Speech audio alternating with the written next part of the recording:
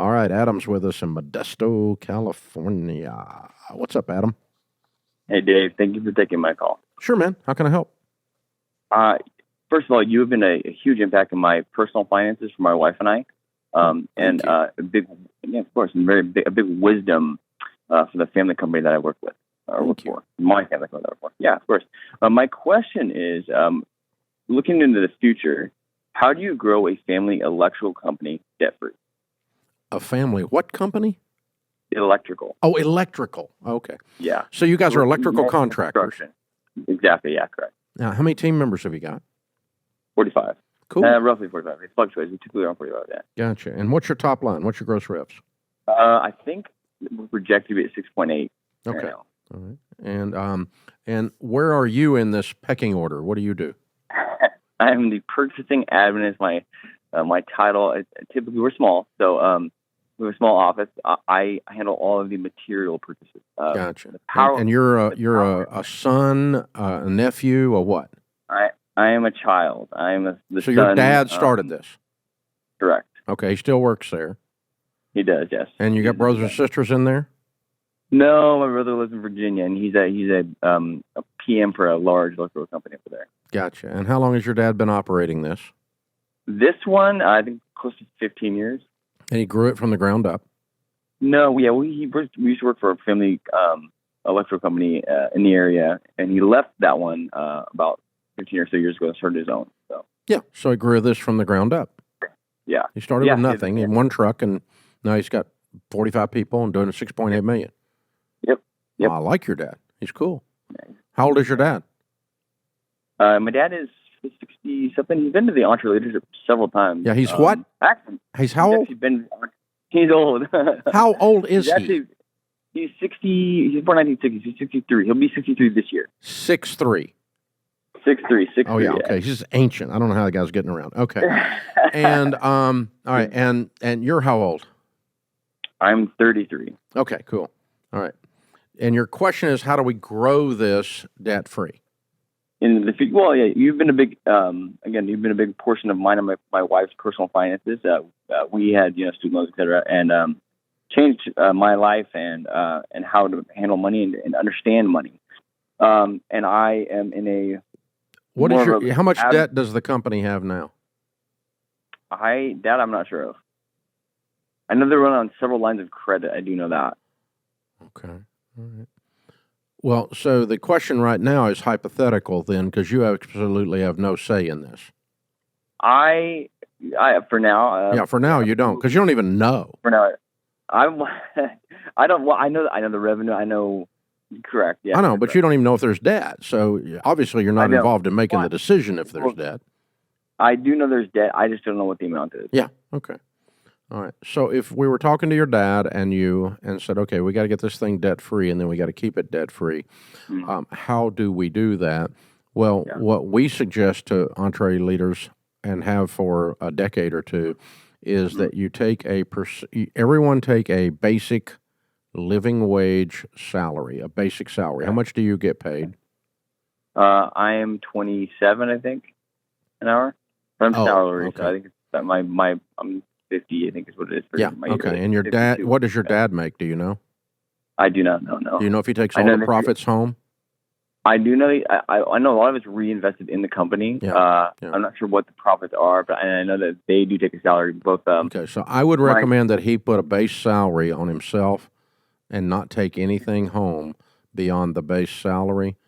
And then that creates actual profit on the bottom line. And I want him to take a percentage of that profit, a large percentage of that profit, and pay down debt until the debt is cleared. So like 80 or 70% or 90% or something like that of the profit. I want the other percentage of the profit to go into retained earnings to grow and maintain the company. Okay. And so if you made, let's say you made, I should make up a number. Let's say you made $1 million profit.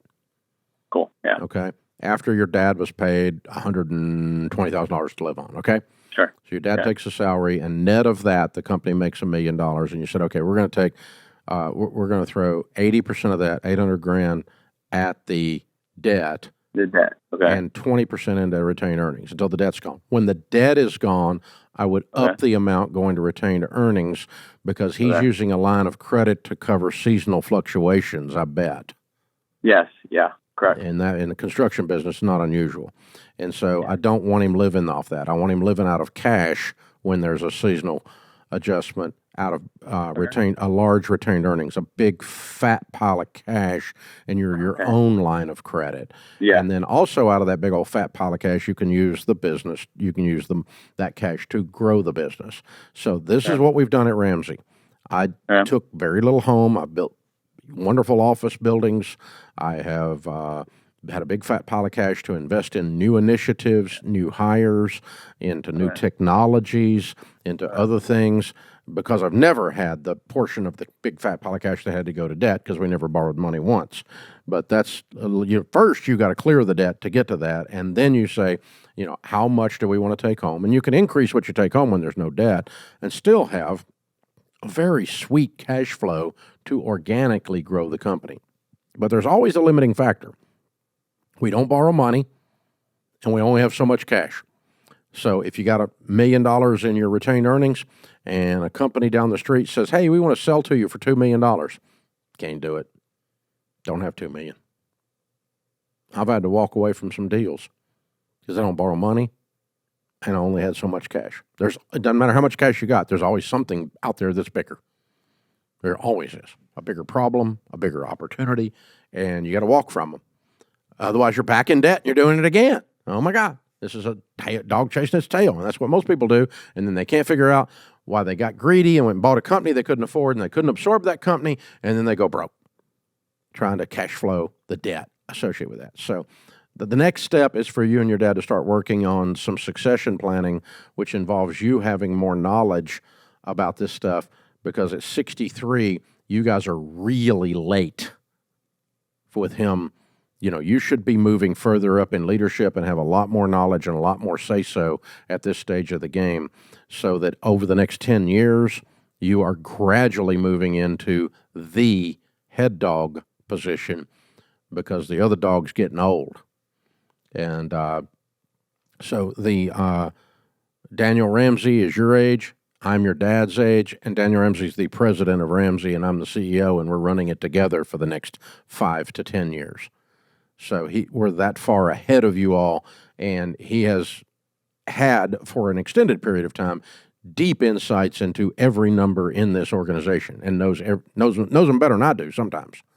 So, and that enables him to be in a saddle to take this tomorrow if I die on the way home, or 89 tomorrows, or 189, however that works. So 10 years later, he can take it, either one, because he's there. So you guys are behind on that. Your dad, you need to earn the chops to be worthy of moving up a little quicker in this process, because you don't want to take over and have partially blinded on everything that's going on, and then suddenly you have to take this because something happens to him 2 years from now.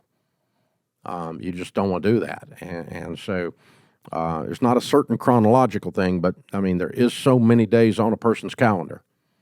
And I don't know how many you got at 63. I'm the same exact age. So you got to decide that. It's not something we like to talk about, but I call it the Monty Python meeting when we have it. I'm feeling much better. It's just a flesh wound.